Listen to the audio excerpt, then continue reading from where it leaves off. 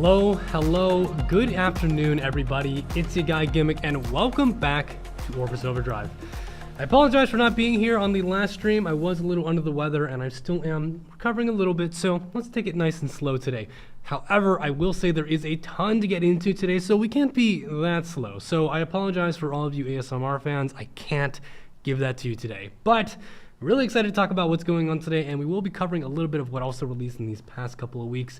How is everybody doing today? First of all, like seriously, hopefully everyone's doing well. Hope you guys are taking care of yourselves. I could be doing a little better at that, but you know what can you do, right? You get a little sick every once in a while, but I hope that everyone else is doing well. Hope everybody's excited to talk about today's update because there is quite a lot. And in fact, why don't we get into it right now and just talk about it at the imprint? All right. So as I said earlier, we will be talking a little bit about what content released in the past couple of weeks as well because I was absent. However, yeah, there's been a lot. So let's get right into it and talk about Afternoon Soak Flan. She did release last week. I hope you guys had good luck polling for her. How did I do? I did 80 polls, I think, which wasn't too bad. And I had a ton of dupes just kind of sitting in my storage room because I had a lot of flans that I had pulled over time. So I used those to max imprint. But you know, it's how it is. I'm really enjoying her kit though. Her kit's a lot of fun. We'll definitely be talking about that in just a little bit as well. How about you guys? Anyone get a one tap? Any good polls? Hopefully. Hopefully you also didn't get baited like I did. I got a couple of off banner artifacts, but you know, what can you do, right?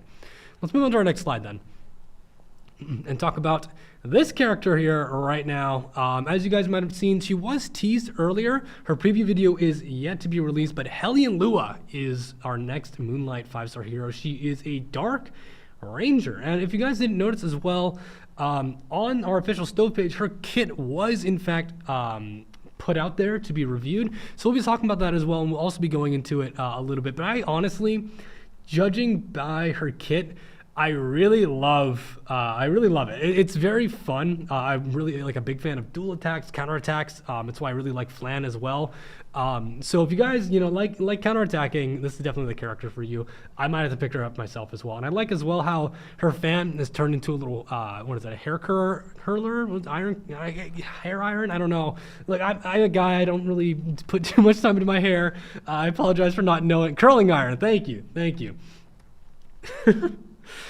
Anyways, let's move on to our next thing here as well. Hero related, we have on our next slide, we have, yes, plenty of heroes to talk about here.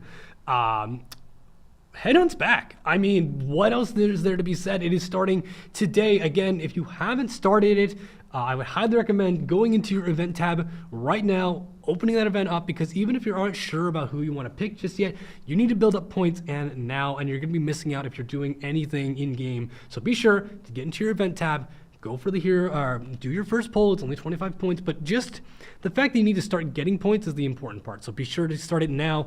Don't miss out on this, a free 5-star ML5 of your choice. Don't want to miss it out. Obviously, up until Sleepy and Politis. We'll be talking about that with our guests as well, with with whoever we might be choosing in our own opinions. Moving on to our next slide. That's right. Other hero stuff, we have a new exclusive equipment for Specimen Says. This is pretty interesting. We'll be talking about that a little bit as well with our guests. It basically kind of enables Specimen Says to do even more damage in more accessible avenues. Not necessarily that he hits harder entirely, but just given his activation conditions for fully penetrating defense is available here, which is super good. Let's move on to our next slide then. Yes, we have other side story stuff coming up here. The Nature's Decline and Decay, that is the rerun of the Advent side story. You can actually preview the character skills right now for the enemies. This is a challenge mode for a lot of players. It does have the coveted Epic Hell mode as well. Gonna be pretty interesting to see what comes out of it, but if you guys are prepping for it, feel free to let me know your comps. I definitely want to hear out what you guys are planning for this one. Personally, I think the characters like Flan, like the new Flan, are going to be making big waves in helping out on this team, but we'll have to see. Moving on to the next one. We have the Grit season for the arena, as you guys can see as well, the icon there. The Resist set will be the gear set. This is starting pretty soon, so if you haven't finished your Pursuit season battle pass, I would recommend doing that as soon as possible, as the season will be starting very, very soon, so don't miss out on that. moving right along. Yes, so we also have added a little quick battling replay feature. We'll talk about that a little bit as well if we have time. Pretty interesting stuff. Just more ways to review over your matches, stuff like that. I feel like people really like this for, I don't know, to me, I know a lot of people talk about this for other modes as well, but replays are fun, and it also helps you figure out things like, what are you looking for in terms of, what you want. So be sure to check this out if you like the feature. Let's move on to our next slide here. Yes, and the coveted part of this update, the 1024 update, came with the 1024 balance adjustment as well. Look at all those heroes. Seriously, look at all of those heroes that are on the list right there. It is a crazy amount on the board here. We'll talk about as many of them as we can. But it is a lot. So for the interest of time, I'll probably be picking out a few select, interesting characters. And then chat, if you guys wanted me to talk about this with our guests as well, feel free to let me know. But that also does not come without some changes to artifacts on our next slide as well, which is, yes, these 4 artifacts and the extra turn. Like I said on the YouTube, if you're watching our YouTube shorts, rest in peace 2311, but we will be getting into that a little bit more in just a moment. And as you guys know, we always like to bring on a guest for Orbis Overdrive. So I guess, I think it's the perfect time to get started with talking with our guests. So why don't we welcome the one, the only, Uncle Valk into the stream. Valky, welcome into the stream. Hello. You're looking a little different. You get a haircut, maybe? You're looking a little less 2D, I guess? Yeah, I must be eating real good. I went up a whole dimension, It is how it is. It's me, Uncle V. How are you guys? Welcome, welcome. And, just, for those who don't know you, tell us a little bit about yourself. What you do with Epic 7 content, where you stream, where you create content, and, kind of how long have you been playing as well? Oh, snap. I'm just an idiot that likes the game too much. I'm one of the 6 people that casted Worlds, so that's kind of like where I'm at. I do tournaments at the end of the month, and then in between that, I make videos targeting all ranks of RTA specifically. Awesome. That's YouTube and Twitch, right? Yep, YouTube and Twitch, and then I've been playing since Green Violet Banner. I remember very specifically because I joined the game to play Green Bologna, and my friend showed me the character. I'm like, cool, let me get the game tomorrow. I get the game, I'm like, where's the girl with the fan? What happened? He's like, oh, her banner ended yesterday. Oh, brutal. But hey, you joined us, you stuck around, so we're happy to have you for sure. And you said you joined the game for Green Bologna, but is that still your favorite hero in Epic 7 now, or has that changed over time?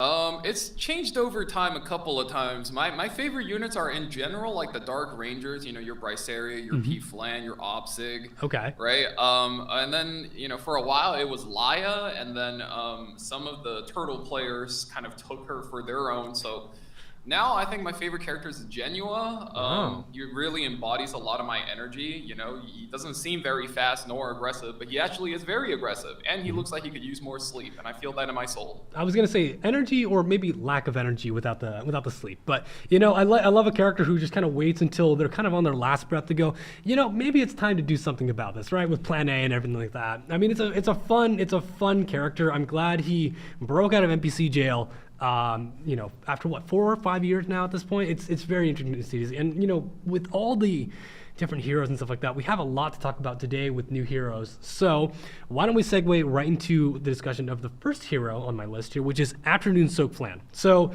for those who don't know about Afternoon Soak Flan, she is our most recent limited hero. She came out as part of the art contest winner on Pixiv, where a character design basically gets transformed into a playable hero that started off with Fairy Tale Tenebria.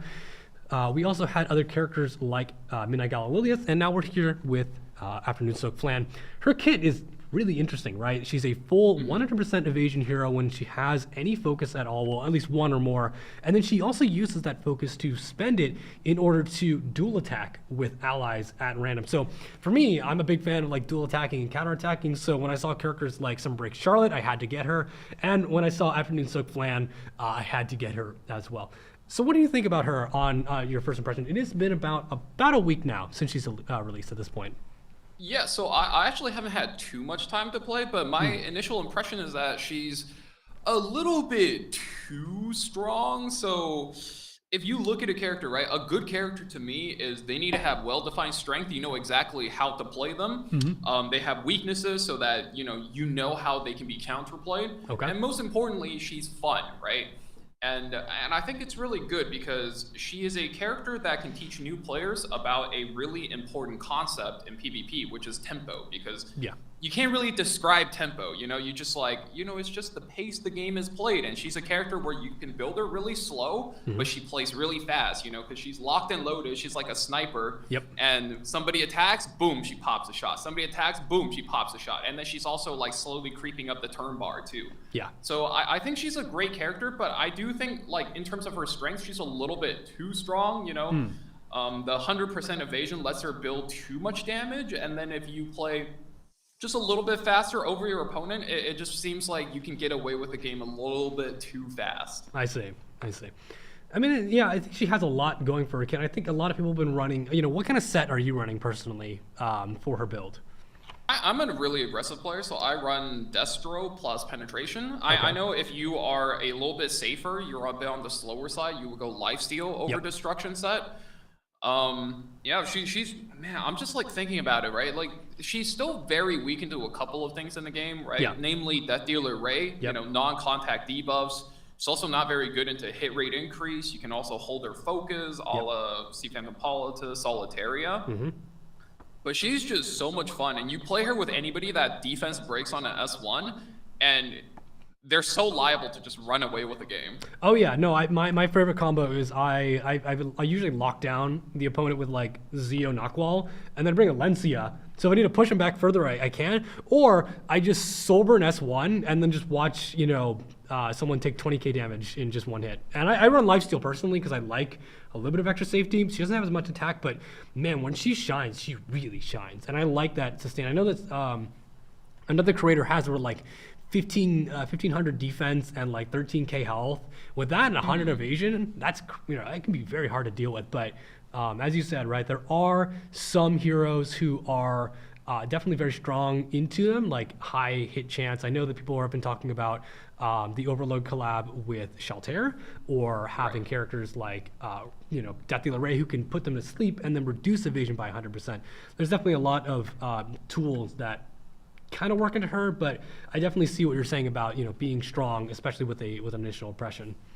Yeah, I will say her thing that I really like the most about her design is the fact that compared to my favorite character, Genua, right? Genua is really only playable if you're faster than your opponent, right? If you're the slower character, or if you're the slower player, you're really vulnerable to being bullied when your opponent can just grab units like Politis and just kind of bully you with it. Right. But Flan is like, if you are slower, you can just protect her and you can really tank down with her as well. So you don't really have to be like a fast or a slow player. Anybody can play her. Right. That's my favorite part. She's very flexible from what it sounds like. Yeah. No, that makes total sense. I think that there's a lot that goes into it, and maybe especially with this big balance adjustment that just came out as well, there might be more counterplay around it. I think that one thing that, in my personal opinion, that I haven't seen enough discussed is Green Armin with 30% single target damage reduction might be able to clear out a lot of the hurt that she puts on with those skill ones. But that's just me. And maybe you're cooking. You're definitely cooking. I'm definitely imagine if you want to be that guy, right? You could Armin Imperial Alienov, and all of a sudden pen set's gone, and 30% single target damage reduction means that those those dual attacks, they're gonna sting, but it's not gonna be as bad as taking a Death Break 20k at once with a skill one. That's just my personal opinion. Chat, I see that we put in a little poll. A lot of people definitely think that the character's strong, but any way that you guys are building or anything, anyone cooking with anything else. I know a lot of people have been saying that her artifact is the best choice on her, but maybe some other. I think some people were saying maybe Rosa Hargana might also be a good choice for like a budget option, but. Honestly, might not be a bad idea. I know, like, you really want her own artifact and nuke with the S3, but I feel like most of her value just comes from those duels, because it gives every single character a reason to press S1, and it matches really well with a lot of characters' downtime, right? Especially when you have these speed characters that they press S2, press S3, and then they do nothing for 3 turns. They have so much value now. Absolutely. Some people are saying Bloodstone, even on counter set, might be fun. Or you know, trying her artifact as well on Green Landy or SSB for duels and stuff like that. Very interesting stuff for sure. Because I think the artifact bonus is just when it's not on her turn, right? So. Okay. So I'll look more into the details of that personally, but yeah, there's definitely a lot to look into for that. So it sounds like there's a lot of interest for Afternoon Soak Plan, which is great. Now I want to get into the next hero, which might be very interesting to talk about because she hasn't been released yet, but her kit has been announced on Stove, which is Hellion Lua. And I have her kit here, so let me just pull it up here.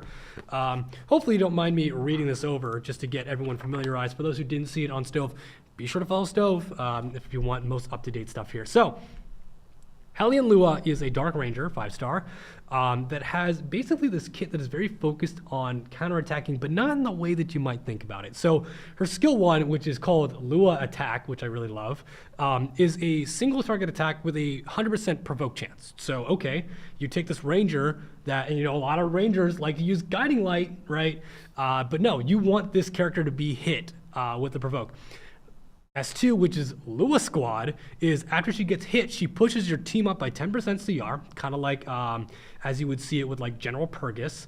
And then anyone with this special buff that she has called Challenge counterattacks. So you basically just get to bully one unit by ganking up with your entire team to hit them. And then skill 3, which is Lua's Challenge, which means your team gets the challenge buff, which I'll explain in just a second. Lua herself gets a defense buff. She dispels 1 buff from the opponents and then a full chance to provoke.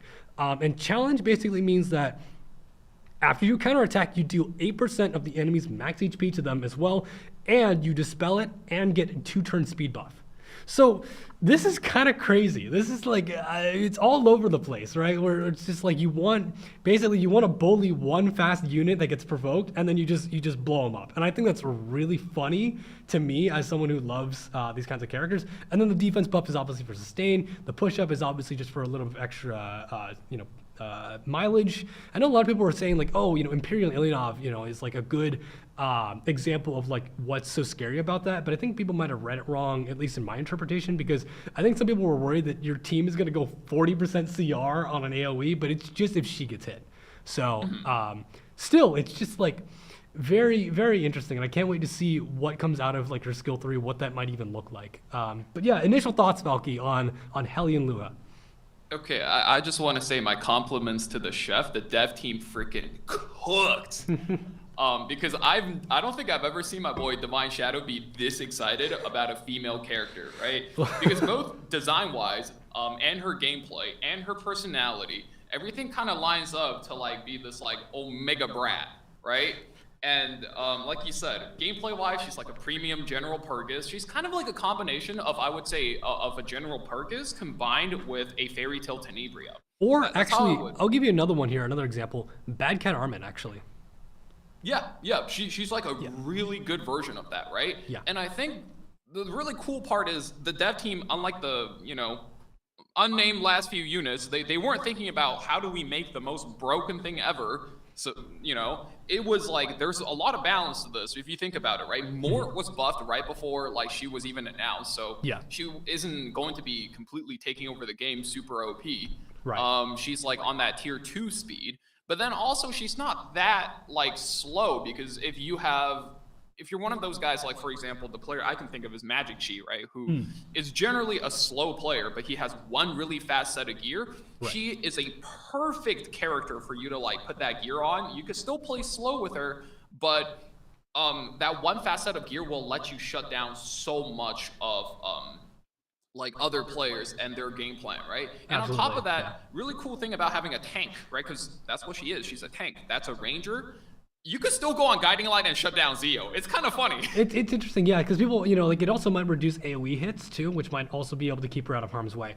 But I also think that, you know, what's interesting is that, you know, you could play her fast, but I'm thinking there might be a way to do a kind of a come from behind kind of build with her, right? Where you really just build her tanky to make sure, because that's a up to 4-person provoke.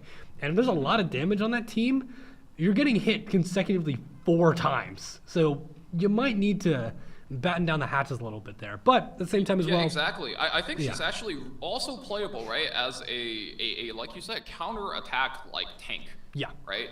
And the main thing that I think is going to be a ridiculous interaction is the fact that, okay, she provokes them. She has defense buff, and then they hit her, and she counterattacks. And her S1 has a 100% chance to provoke. Right. So she provokes them back, and they're just stuck in this loop where they're attacking her, and then she counterattacks, she provokes them, and before you know it, suddenly her entire team is just cycling boom, boom, boom, boom, Yep. turn after turn after turn.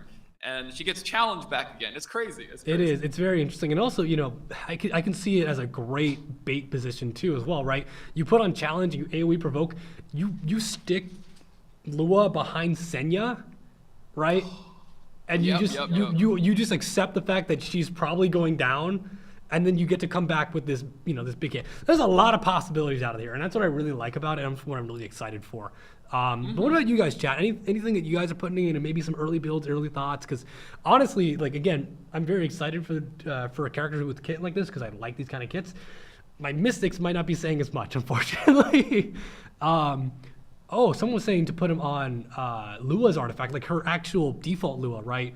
The fan that stealths a high attack unit as well, just to keep you them effectiveness, hides a continually out of harm's way. So we're saying ER Lua is going to be interesting. Oh, yeah, to make sure you keep that death buff on. There's a lot of potential. That's what I'm really excited for sure.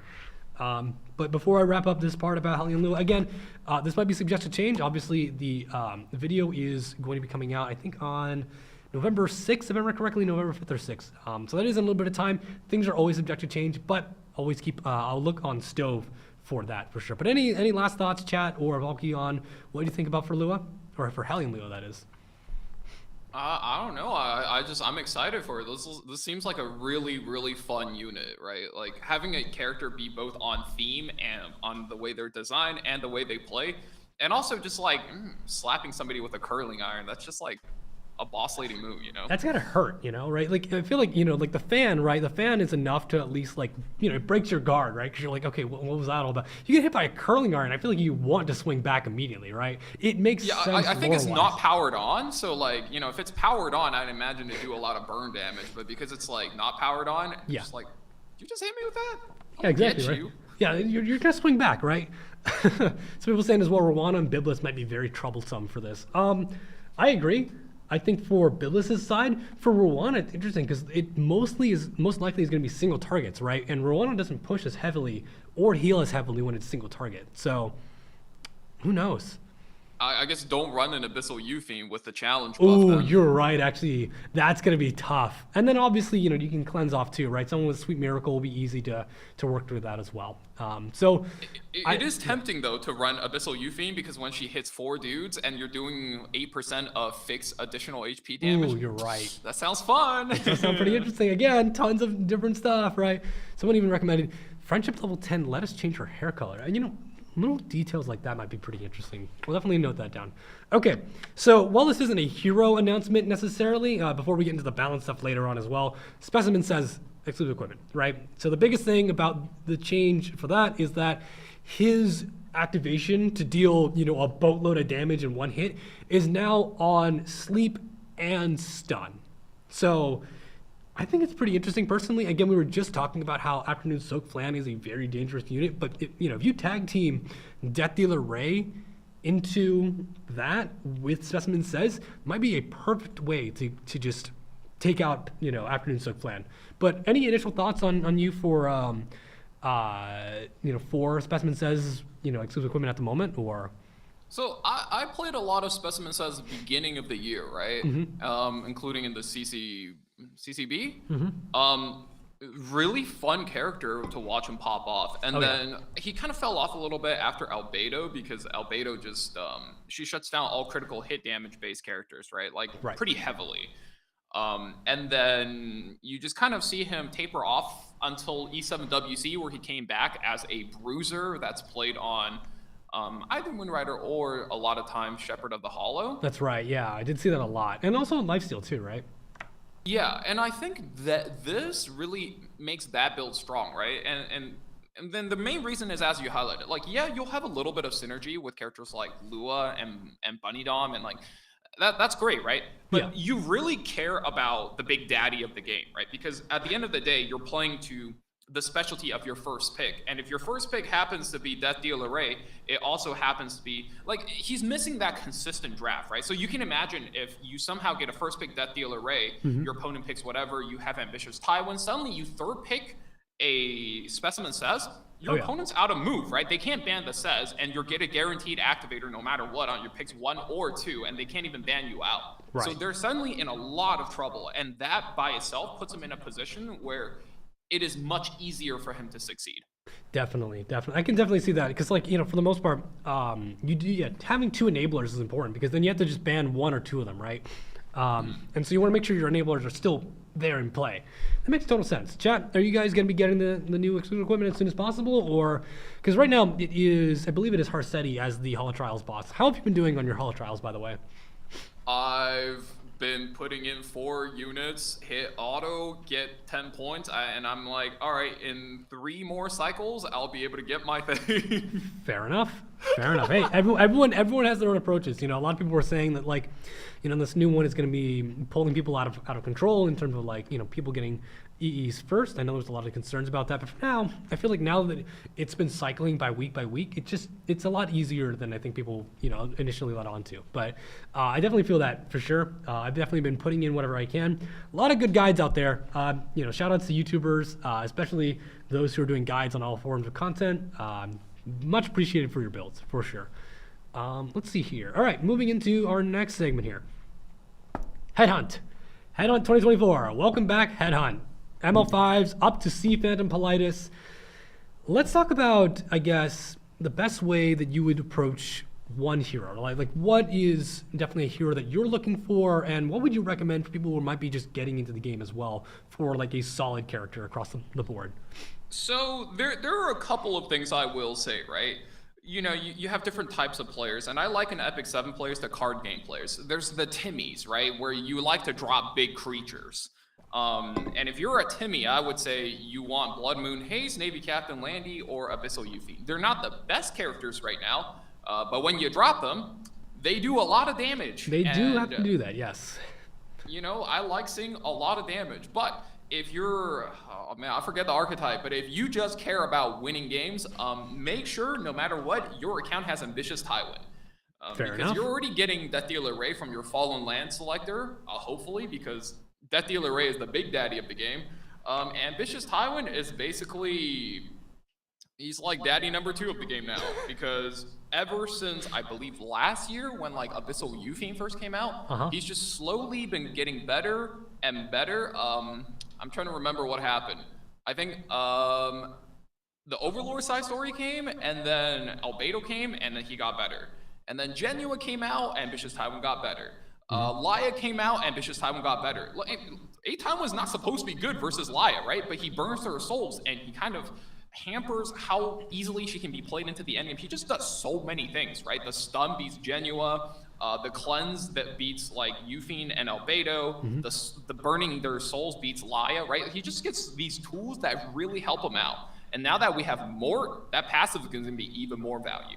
Oh yeah, there's definitely a lot of things at play. I think that, yeah, definitely he's like he's not necessarily overwhelming in his own right, but he has a lot of good +1s rather than just +2s, right? And when I speak about that, like I'm talking about like an advantage state, right? +2 being like overwhelmingly strong for that character, +1 is like decent advantage. And I think that the fact that he's got that across the board is what really makes him very strong. I need to build him a little bit more as well. I'm kind of running whatever I can. He's a little slow, but he gets the job done when he's there. But yeah, recommendations, I guess, for you saying either, you know, Abyssal Yuffie, Navy Captain Landy for those who just need DPS, but, you know, a good flex across the board would be Ambitious Tywin. Yeah, I would say the best 3 characters in the game right now, bar none, is Ambitious Tywin, Death Dealer Ray, and Sea Phantom Politis. And if you can get all 3, like, I can assure you, like, that is a smooth stroll up the champion rank in RTA.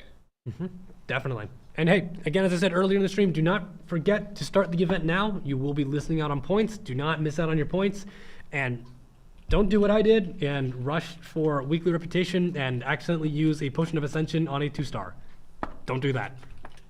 I had an interesting earlier day today, to say the least. But hey, I got my 100 reputation for the 3,000 points, and I've got spares. You can watch me go through the 7 stages of grief all in real time right now. Oh no, not like It's this, it's man. all good. It's all good. But as I slowly just did I chocolate slime? No, it was one of the rats, the blue rat. Whoopsies. But while I'm holding back tears, let's quickly just talk about some of the other side story stuff that happened these past couple of weeks. Starting with the newest one that's coming out just soon, the new Advent or the rerun of the Advent. Any quick thoughts on that right now? I know that it doesn't start until next week, but are you prepping anything? Are you thinking any new heroes are going to make a big breakthrough on this one? Do you do Epic Hell? Stuff like that. Oh, I definitely do Epic Hell. I just hope like all the new players know that if you can't do Epic Hell, that's perfectly fine because you mostly farm this for mod gems, and this is something you do for endgame players. Yeah. And the prep I'm going to do is I'm going to open a tab on my Chrome or Opera GX, your browser of choice, youtube.com/TristanWolf, and I'm just going to refresh it after the mode comes out and then click on the video. Shout outs to Tristan Wolf. Again, as I said earlier, shout outs to our YouTube guide creators. I definitely won't be doing that. Probably will be. Maybe I'll use a different browser of choice, perhaps. Maybe I will use Microsoft Edge, perhaps, or Firefox. Ooh, Gonna spice it up a little bit. you. You know what I'm saying? But it sounds like waiting a little bit until it launches. Totally fair. I think I will probably be doing a little similar, but it does seem. I feel like Afternoon Zookland's gonna be a great contender for this spot. You just slap her on Rage Set, just take out tons of damage. But yeah, and then the other side stories we had these past couple of days, or past couple of weeks, excuse me. We had the Afternoon Sookland side story, which was the panel one, and we also had Night of the Last Succession, which was the Midnight Galileu's. Any quick thoughts on those? I do want to talk about the balance adjustment, but did want to quickly get your thoughts on those as we still have time for that. Rapid firing my thoughts. I always like the brawl mode event. I'm a big auto chess player, so it's always fun when it comes back. I do think they make you do a little bit too much on the reputations. I played probably the entire event. I can only finish it on like one account since I have a new player account now. I see. I started a new one, right? So it's a bit much in terms of how much it asks you to put in time-wise, but I feel like for most players, you don't have to get everything. It's not like it doesn't cost you anything besides just like time to play. Gotcha. And then for the Afternoon Soaked Flan one, I'm just gonna be honest. I thought it was kind of lame. We hyped up the unit a lot, right? There's a lot of graphics, and then it didn't have its own event. It's a puzzle thing, which is like fine. Not gonna complain about it. But why was the equipment level 78? Like, okay, yeah, we I was waiting for that one. No, I totally understand that. A lot of people definitely have been putting that thought in, especially since the first day. 78 equipment. I know a lot of people have been talking about. It doesn't feel great. In their opinions, and I definitely have already. It's a really bad look because we just got the Midnight Gala Lilius rerun, and that one gives a free 88. Right, and it's a rerun. So even last year, like whoever designed that one had enough foresight to put in an 88 one, and then Flans is just 78. I see. Yeah, I mean, no, it's totally reasonable to say, and I definitely will be noting that down. I know someone already in YouTube chat was already saying about the 78 weapon, but honestly, I like the art a lot. The art was great. The story was great. I read through it. It's very fun. Art was cooking. I do believe I think it was like Tristan that showed like. Somebody notices that when Flan gets the Landy plushie from the machine, there's a Flan plushie in the machine that gets jealous. That's amazing. That was such a good touch. That's amazing. I have to go look out for that myself if I can. But yeah, there's a lot of love and detail for the character for sure. So definitely a lot to be talking about for that. And then last thing before we get into the balance adjustment is the UI stuff. There were a couple touch-ups to the settings, the mailbox, and a couple of things like the battle screen and the boss encounter. What are your thoughts on these new UI changes? Have you had a chance to take a look at them? Do you have any thoughts on that initially, or I really like the transition into the boss screen. It really gives it a bigger feel now. And it feels very very updated. I will say I did see Sue put this up, right? Where now you can't go directly into the events page from the mailbox, I believe. And then that is just like it gives it one more. You have to do one more click, right? And it's like.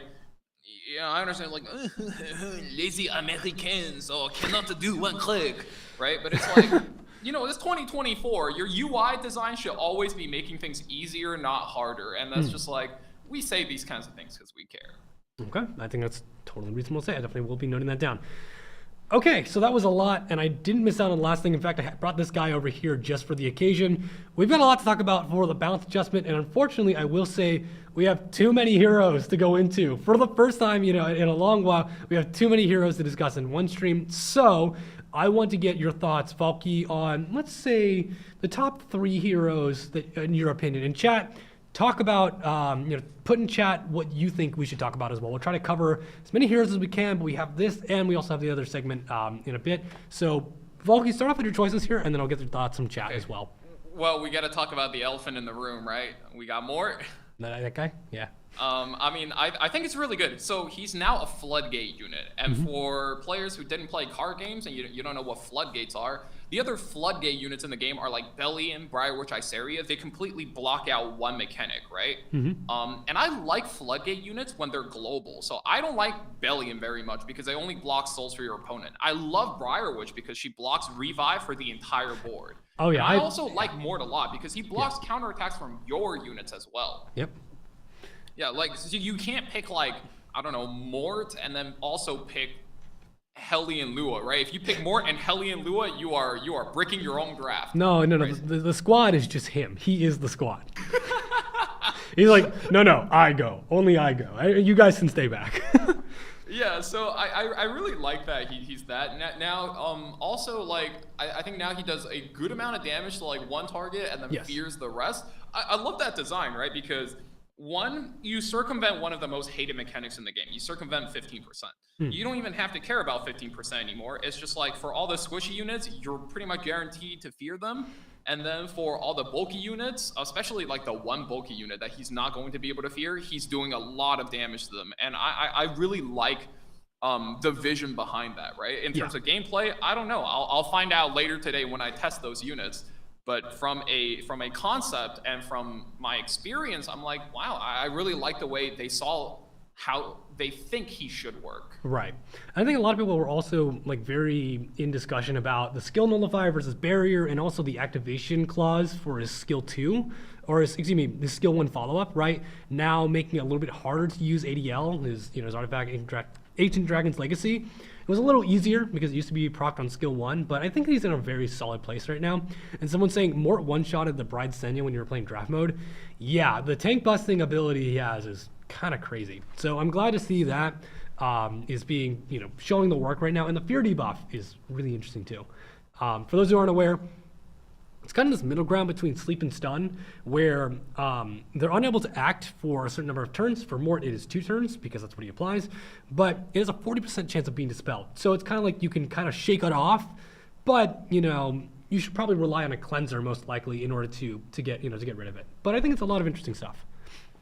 Yeah, it's meant to be a longer stun, but it has a chance to be cleansed out every turn. So you could get no value, or you could get a lot of value, and the fact that most characters will not be able to resist it, I think, makes it really interesting. It is, yeah, because the clause for ignoring FRES is just if he has higher max HP, right? So very, very strong. And then as well, as we were saying a little bit earlier, as we were discussing, it's another thing for Dragon King Sharoon to also activate on, because it is a debuff that prevents movement. So very interesting stuff. And I'm pretty excited to see maybe where, Fear gets taken in the future, but also I think it's a great testing grounds, given that Mort was the first injury unit as well. So yeah, a lot of interesting stuff.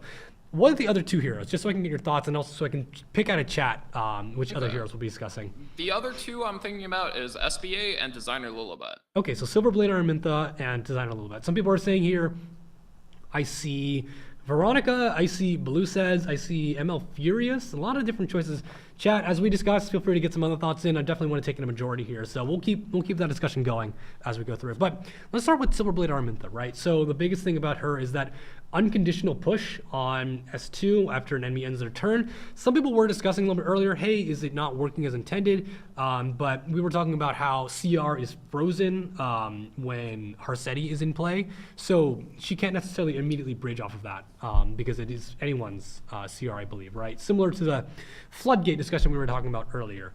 But not only that, but gaining attack based on her effectiveness, pretty crazy Yeah. too for burns. I saw right? the conversion. I think it's 1 effectiveness to 9 attack, which is kind of insane because my SBA is 220, which means she's gaining like 2,000 attack. If I'm understanding it correctly, like I don't know the exact that numbers seems personally, kind of crazy. but those burns are definitely gonna hurt. That's for sure. And it's gonna be interesting to see how she plays. You know, do you see any other spots where she acts like a very strong bridge? Do you think, or There's two folds, right? And the reason I like her is the same reason I like Afternoon Soak Flan. Obviously, for fast, aggressive players, she's now a natural bridge, right? No matter who takes a turn, she's going to CR push herself. Like, Summertime Iceria, Ida, Jacko, like, they can only wish they were that flexible, right? And then she drops, she even has a CR pushback on your opponent's fastest character. right? So just very She good just stuff. does so much. I think and you- the other, yeah, go. I was gonna say I think she'd also be a great bridge for Bihu as well, For Bihu. because Bihu is already putting on burns too, right? So Yeah, I can see it, but I just think like, well, it depends, right? I would say champion and lower, you could definitely do that at higher rank. it's a little tougher, Bihu right? is a bit risky of a character to open your fight with because he's not very fast, right? Certainly, yeah. Just putting in thoughts, right? But he does do Right, CR right. push and puts on those burns, right? Could be very useful for your team. Now I gotta rep my old guild leader, Washable Platypi, because he's the progenitor of the tanky counter-attack set of go on Abyssal Crown, and now I guess you can be on Magic Bubble Maker, Silver Blade Araminta. And I think she's great for that. You build her base speed, she always has a way to push through your other units, and they're gonna think she's a threat, and they're gonna hit her, she counterattacks, proxy extra, stuns a bunch of dudes, and you're just sitting over there laughing like a demon. Like, oh, whoops, did I do that? Did I do that accidentally? Oof, well, sorry about that. Yeah. You And just she'll be bridge herself cackling well. like a fiend. That character is so fun to watch pop off. I think it's like the duality of man. You could go fast or you could go slow. Certainly. And that talks about the flexibility, right? I think is very important. Well, I think that's going to be very interesting to see how players use them. Again, it is day one. It's going to be a lot of testing. Okay, so the last character you said, Designer Lilibet. Let's talk about Designer Lilibet a little bit here. So, Yes. yeah. You want to go into the changes? I was going to quickly just quickly talk about them. Basically, the biggest thing is that skill 1 has been changed from silencing to defense break, which, more damage enabling. Skill 3 now does some defense penetration as well, just to put on some extra damage, even though her base damage is basically reduced on it. Def Pen, definitely very strong. And I think the biggest thing a lot of people talk about is that skill 2, now when she cleanses, she also gets immunity, which means she's going to have a stronger chance to not get controlled by an opener when pushing herself up and cleansing, right? She can do her job a little bit more effectively. Exactly. That's their biggest weakness, right? You play her as a bruiser that you use to fight for turn 1 control with, and as a very seasoned Payra player, I can tell you from season 6, by the way, we're currently in I believe season 13 or 14. It's been a while, Since season 6, all I've been doing with Payra is, you press S2, you drop a bunch of debuffs, she cleanses, and then you're always going to have a mage if you're playing that fast. You soul burn the Payra into the Designer Lilibet, and then she does nothing. She passes her turn, and then you proceed to cleave their team as normal. She does pretty much nothing. Right. The fact that now she also gets immunity is huge, because also what that does is the immunity is now protected by the defense buff. So for something like Requiem Roana, when Requiem Roana gets that turn, presses S3, it's going to strip the defense buff, the immunity gets protected, Right. and then you don't lose that turn. It's really valuable. So I Right, love because that of buff change. order. And they Right. also increased her closing power, right? Yes. So now she's really good in the beginning of the fight, and now she's really good at the end of the fight because her S1 is defense break. Defense break is just the best damage multiplier in the game. Followed by also her ultimate now ignores half of defense, so I she'll believe have 50%, yes.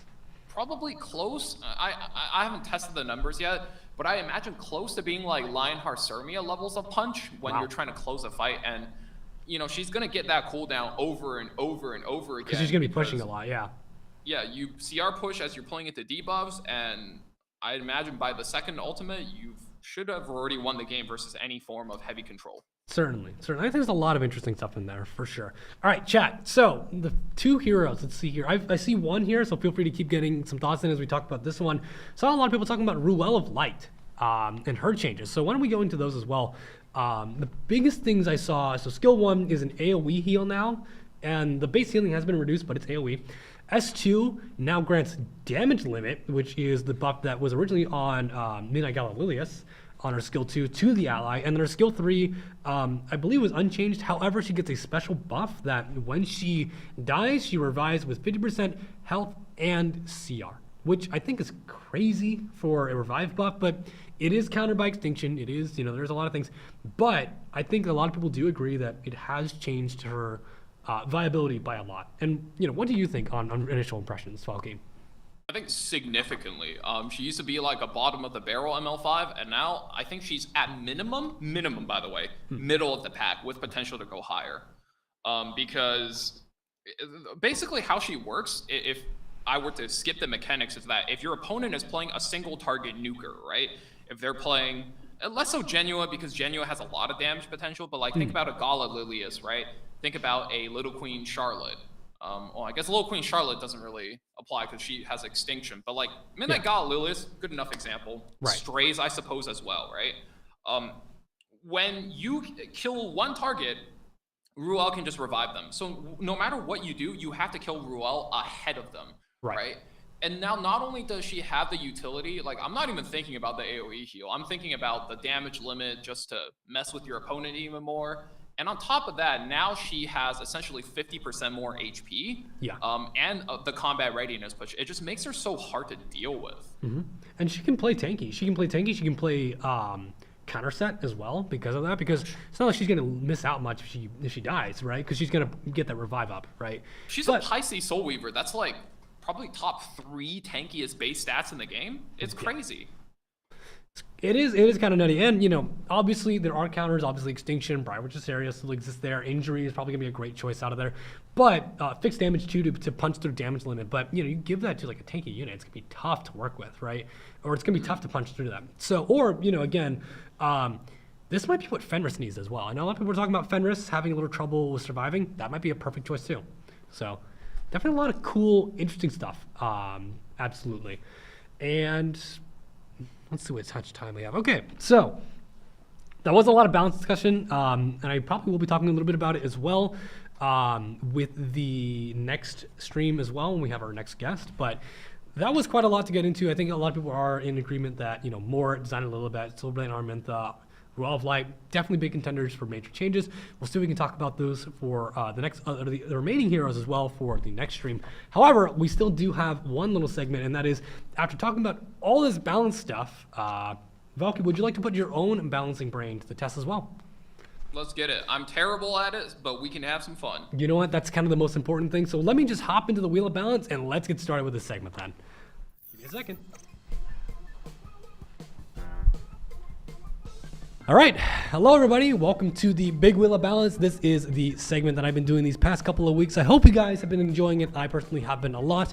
For those who are not familiar with it, this is basically a big wheel of balance. These different heroes here I have in different colors. This color here to signify that we would be buffing them, and this color to be signifying that we would be nerfing them. So we got a lot of choices here. I will be going through them right now. We have New Moon Luna, Kane as of Divine Shadow's recommendation, Champion Zerato, any underused specialty change. So this is any character that has a specialty change that hasn't been used too much recently.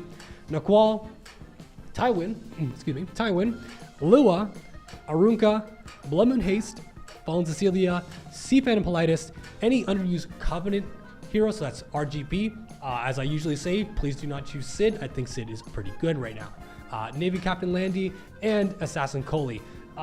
Fun fact, we had a lot of different heroes on this board just 4 weeks ago, and yeah, the 10-24 balance adjustment made me redo this quite a bit. We lost a couple of heroes, including D. Xander's recommendation for Silverblade Armantha, because literally the day afterwards, the announcements were announced. So, you ready to give it a spin, Valky?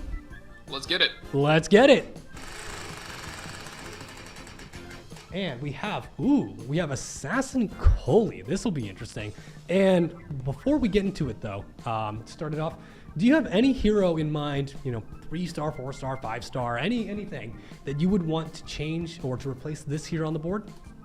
Ooh, that could receive a buff, right? That's correct. This is for a buff. Ooh, all right. You know what? Do you mind if I put something slightly controversial? Actually, you know what? I'll be a man of the people. I'll be a man of the people. Okay, go for it. I don't mind either way. Let's hear it. Can I get a Spirit Eye Celine up there, please? Spirit Eye Celine. Okay, I definitely be putting that up after the stream then. But interesting choice. I'll make sure that is there. So let's get right back into the other screen, and I'll meet you guys there. Pop out over here, and let's get into game. Yeah, some people are saying, ooh, Spirit Eye Celine, a lot of interesting stuff. Let's pop into game here. Yes, there we go. I do have the side story here with the art. It's really clean. I really like it. Anyways, Assassin Coley is for today. Let's take a look at her kit, and let's talk about ways that we could buff her playstyle. She is a Dark Thief, if I remember correctly. Yes. Still don't have Revna. Interesting.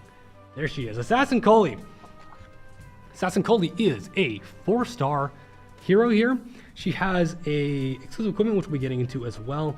Let's take a look at her stats to start with here. So we have here, she's pretty darn fast, 126 speed. I think that's faster than Conqueror, right? 26, yes. So Conqueror she's is 121. Yes, and how I've seen her built in draft mode is this like incredibly fast opener with RNL, right? That's how she's built, but let's take a look at her kit. I'm gonna start with the passive here and then move into the other skills. Okay, Cloak and Dagger. This obviously goes up to 100%, so don't mind that.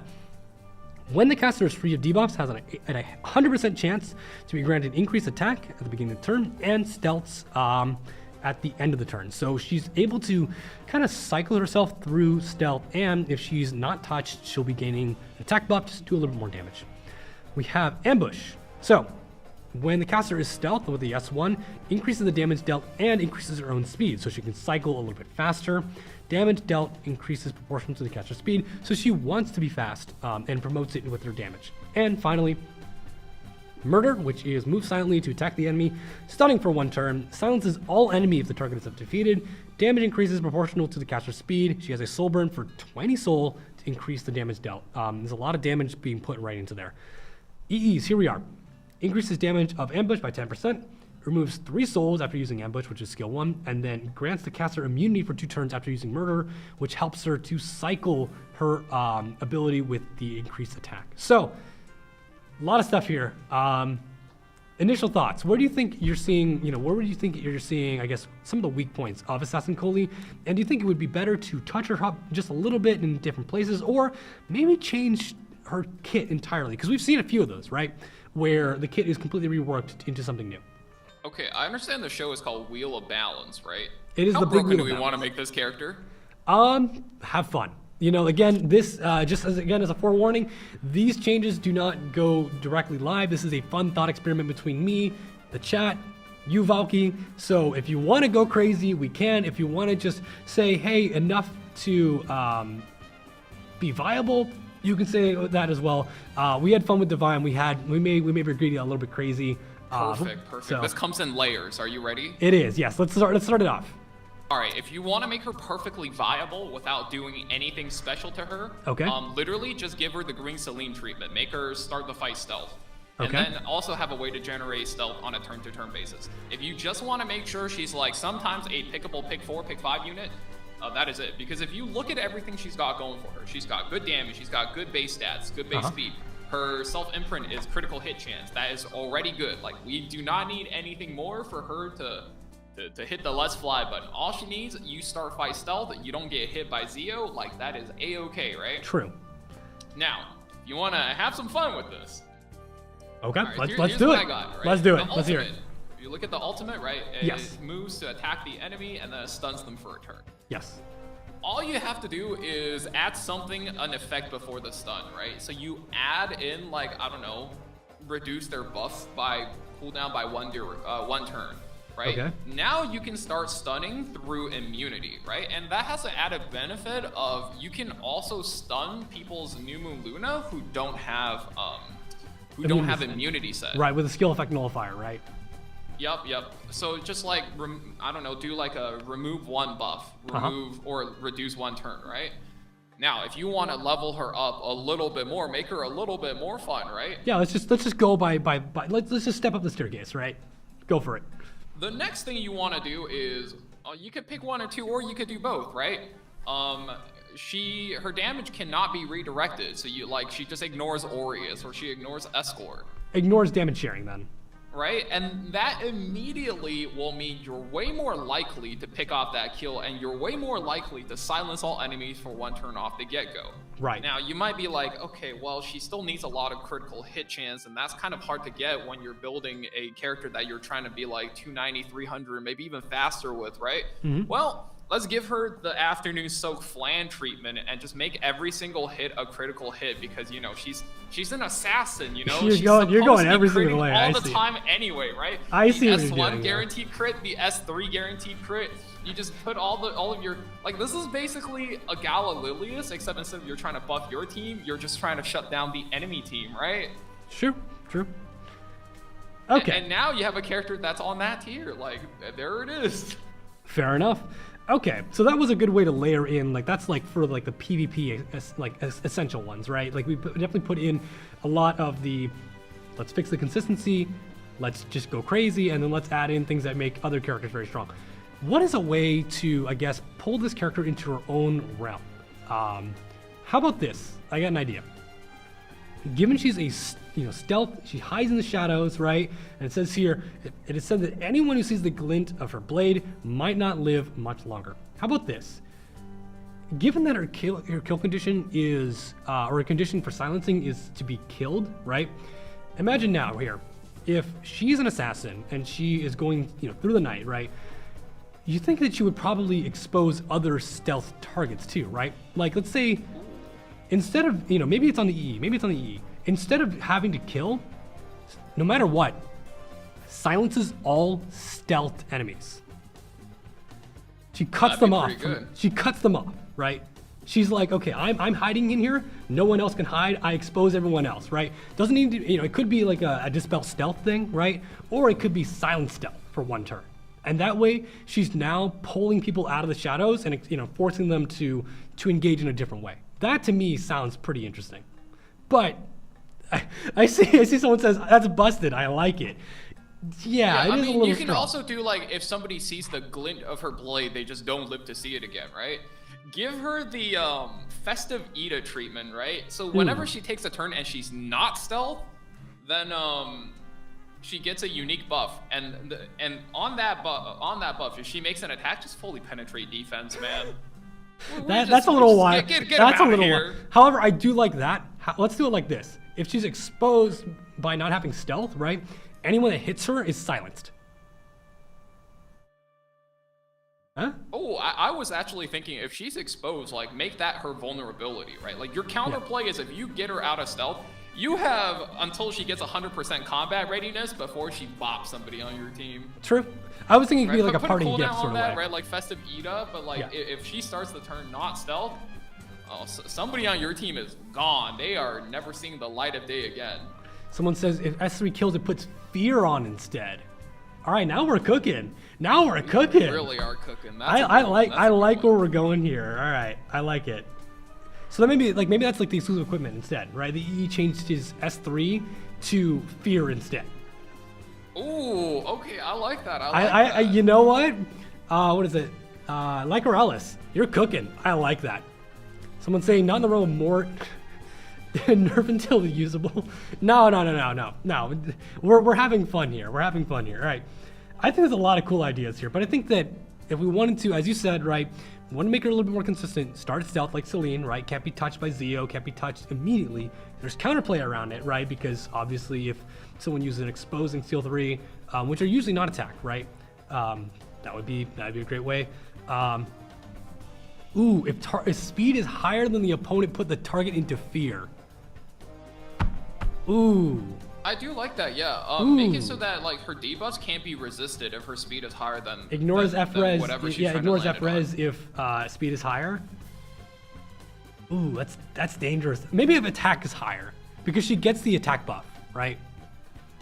Oh man, now we're really cooking. Because okay. that's like Shaltair, right? Shaltair can attack buff, right? But only if she's over 60% health, right? And then that is where she can, pull off buffs. It Someone gives says, them a chance, right? Your Amiki might be able to survive that. Your Amiki might be able to get away. someone says laughs in ML Ken. Yeah. Just take one big hit and then bam, just counterattack. There's so much potential out of this character, I think, and I think there's a lot of potential here. But I've got that all written down here. Yeah, she honestly feels like a character that's just like this close to greatness. Like Yeah. honestly, if you just give her start combat stealth, she's already good.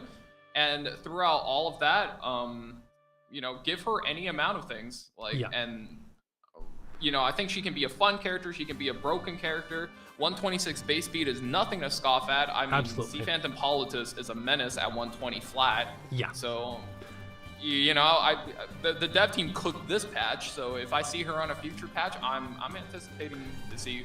I what they just can do noticed for her. as well, her soul burn is 20 souls. It's a lot of damage. It's a lot of damage. It's huge.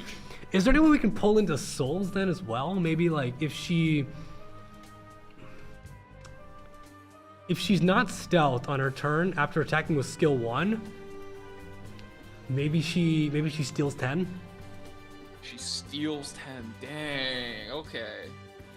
Cause like that's like a punishment for exposing her out of stealth, right? But it also means that she won't be able to get her attack buff either. So at least I do like that identity though, right? It plays into her lore of like, if you see her, you're not living anymore. And it's like, if you do reveal her, you have literally one turn to counterplay that. Someone also just said enemy stealth reduces S3 cooldown. Ooh.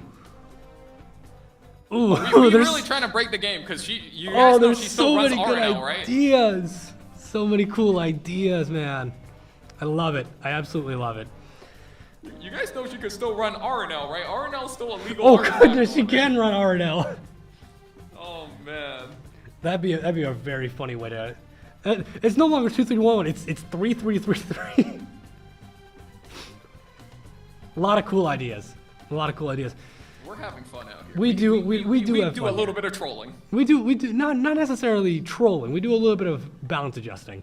Again, this is the big wheel of balance. We like to have fun here. Balance. Look, man. Yep. If you're doing a tightrope and there's a 4,000 pound counterweight sitting on you, I think you're fine. You know, that's all I'm saying. Someone said make her an anti-light unit. That could also work. Maybe there's so many directions. I think though, if we want to stay with the assassin idea. Oh wait, here it is. When an enemy is stealth at the start of the caster's turn, grants exposed the counter. Grants the caster a free soul burn. Oh goodness. Or it could be that exposed just means she can target stealth units. But yeah, there's a lot of potential out of this. Ooh, I would love to see a character that can walk into stealth, like, you know, just walk through it, because she herself is a master of stealth. She should know how to, you know, pull people out of it, right? Or how to. What how I to think fight. would be cool, right, is you ever. Now I don't read the story obviously, but I'd imagine she's like kind of in a gang with other assassins, right? Well, she's part of Elagos's gang, right? Dagger Sakar. Is there like a big beefy guy from that unit? Like, who's the enforcer of that gang? You know, That is Elagos. Elagos is the enforcer of Dagger he Sakar. himself is the enforcer. Like, Yes. what about, you know, who's the guy that's like, hey, go do this, and he's like, yeah, got it, boss. You know that guy? Oh, you mean like the big tough guy? I think that's Yeah, the big Assassin tough guy. Sid. I think it's Assassin It's Sid. Assassin actually. Sid. Okay. Let me see if I can so, like, find. I think there's a way to find the Dagger Sakar group here, but I know that Elagos for sure. Elagos is the leader of Dagger Sakar. This is not here. Where are we? Yeah, can you imagine if like let's say, you know, you remove the silent thing, right? Because I don't know, silence doesn't seem very cool to me, right? You want to make a cool effect. She either one-shots them and it lands fear on them, and if she doesn't one-shot them, well, it lands provoke on like the front unit, and then the front unit gets like, I don't know, Redirected challenge provoke. buff. Oh, challenge! Oh, we're already thinking ahead to challenge. Yeah, dude. we can put on challenge. Like now, your big enforcer guy is challenging them to a duel, right? Yeah. Well, challenge only procs on counterattacking, so it'd probably be like counter buff, right? Kind of like how Twisted Island Charon gets it. Yeah, exactly. You just put a front unit, and then the big guy in the front is like, oh yeah, I got it, boss. I'm pretty sure someone's saying that Pillis is supposed to be the muscle of the group because she's so tanky. But this is Dagger Sakar here, definitely. Ah, okay. So funny how that is though. And then yeah, I think a lot of people are saying like the most cool buff you could get out of it would be, instead of silencing, it would be fear. Out of killing on skill 3. So many cool ideas. Unfortunately, so little time. We are already a little bit over, just because I was having so much fun talking about it. But let's wrap the stream up today for now. I know that we had so many other thoughts. We do be having fun. We have been having a lot of fun. And I'm glad that people have been enjoying this segment. And Janua is a member. No, Janua is actually the Wild Dogs. That is with regular Sid and with Dingo, someone else. But that is unfortunately all the time that we do have for today's stream. I had so much fun. I got lost on that last segment for sure. I really love the Big Wheel of Bounce, and I'm glad that you guys have been loving it too, for sure. Valky, if you'd like to take a moment to talk about where you stream, when, stuff like that, feel free to do so now. Ooh, I stream on twitch.tv/Valky, and a lot of times those streams get turned into videos, and you can find that on youtube.com/channel/Valky. Awesome. Including like probably later tonight, I will be playing some of the buffed units. Going to be testing Mort, SBA, Designer Lilibet, LRK, pretty big one. Oh, yeah. Twisted Idol and Kron as well. Super excited for those guys. So yeah, I hope to see some of you guys there. And if you guys are seeing me for the first time, I hope to see you guys in a tournament sometimes. I do try to do those at the end of the month, every month, as long as we don't have like an official event. For sure. Always a pleasure having you on, Valky. For Orbis Overdrive, we will be back in the next couple of weeks. We do have a guest planned out soon. We'll be letting you guys know as soon as possible, but I will hopefully be there in the next stream. Can't wait to talk about the next heroes that come out. I believe there will be some, there's a lot to talk about. I believe that's actually the time when Hellion Lua also releases, so there's gonna be a lot of exciting things to talk about. But for now, everybody, thank you guys so much for tuning in as always. I can't wait to see you guys in the next episode of Orbis Overdrive. We'll be pushing out our raid on Twitch. YouTube, if you want to join us, feel free to do so as well. But for now, we'll see you guys in the next episode. And yeah, take care, everybody. Peace. Bye-bye.